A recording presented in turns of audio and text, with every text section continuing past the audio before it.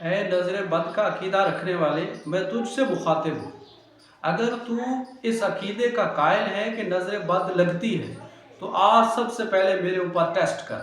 مجھے نظر بد لگا اور میرے گھر کو نظر بد لگا، میری فصل کو نظر بد لگا، میرے جانور کو نظر بد لگا اور میرا نقصان کر کے دکھا۔ اگر تو یہ سمجھتا ہے کہ نظر بد لگتی ہے اور تو نظر بد لگا سکتا ہے، اگر نہیں لگا سکتے، تم کہتے ہو میں نہیں نظر بد لگا سکتا، فلاں بندہ نظر بد لگا سکتا ہے، تو لے آؤ اس کو اور مجھے نظر بد لگاؤ، مجھے نقصان پہنچا کے دکھاؤ۔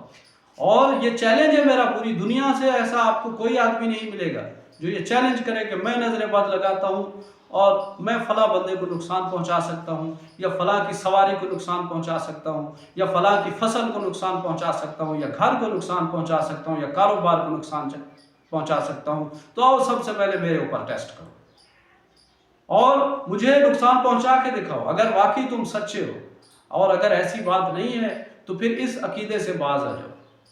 اور اگر آپ یہ نہیں سمجھتے، آپ میرے ہم عقیدہ ہیں، آپ یہ سمجھتے ہیں کہ کسی کو نظر سے کوئی فائدہ یا نقصان نہیں پہنچایا جا سکتا، تو آپ ان لوگوں کو چیلنج کریں، وہ جو اس عقیدے کے قائل ہیں، ان سے کہو کہ اگر آپ یہ سمجھتے ہیں کہ کسی کو نظر بد لگ جاتی ہے تو پھر لے آؤ اپنا وہ نظر مارنے والا جو آپ کو بری نظر مارے، یا کسی اور چیز پہ ٹیسٹ کرو۔ اگر آپ کو ڈر لگتا ہے کہ مجھے نظر بد لگ جائے گی تو کسی اور چیز کے اوپر ٹیسٹ کرو، ٹیسٹ تو ضرور کرو نا، تو پتہ تو چلے کہ اس کی حقیقت کیا ہے۔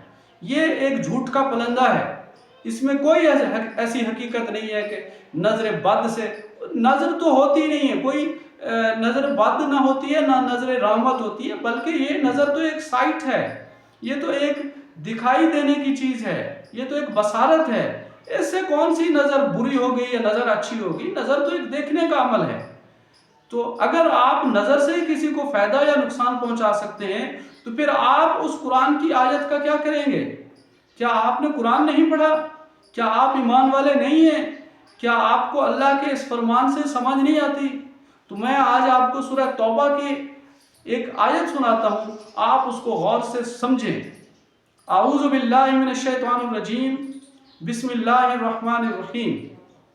قل لن یصیبنا الا ما كتب اللہ لنا هو مولانا وعلی اللہ فلیتوکل المؤمنون۔ سورہ توبہ۔ قل، اے نبی تم فرما دو، لن یصیبنا، ہرگز ہمیں نہیں پہنچتی، لن یصیبنا، ہرگز ہمیں نہیں پہنچتی، کوئی نہ تکلیف پہنچتی ہے نہ کوئی اچھائی پہنچتی ہے، اللہ، سوائے اس کے، ما کتب اللہ لنا، جو اللہ نے ہمارے لیے لکھ دی ہے۔ تو جو اللہ نے ہمارے لیے نفع یا نقصان لکھا ہے وہ پہنچتا ہے۔ کسی کی نظر سے، کسی کی نظر بد سے، نہ کسی کی نظر رحمت سے ہمیں کوئی فائدہ یا نقصان ہوتا ہے۔ یہ ایمان والوں کو نبی کا فرمان ہے۔ اے نبی تم کہہ دو، اے نبی کے ماننے والوں جو تم ایسی من گھڑت باتیں لے کے آتے ہو، نبی سے منسوب باتیں لے آتے ہو، تو کیا یہ آیت آپ نے نہیں پڑھی؟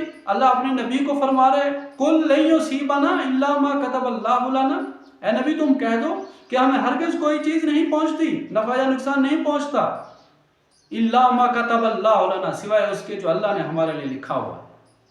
وہ مولانا، وہ ہمارا مددگار ہے، وہ ہمارا مولا ہے، وہ ہمارا حامی ہے، وہ ہمارا ساتھی ہے، وہ ہمارا آقا ہے، مولا کے معنی۔